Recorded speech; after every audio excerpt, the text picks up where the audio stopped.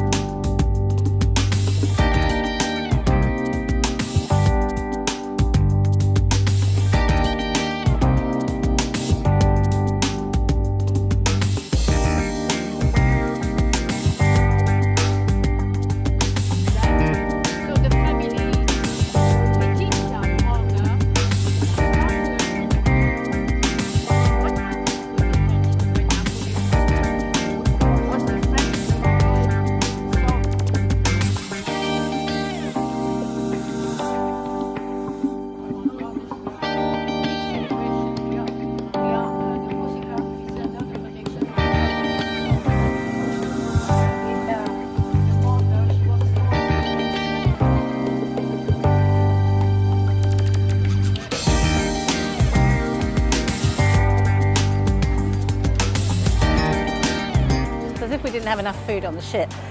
Come down to the local market and of course there's loads of things to try. It's a really lovely way to experience the local life here in Ajaccio. Nice way to end our tour.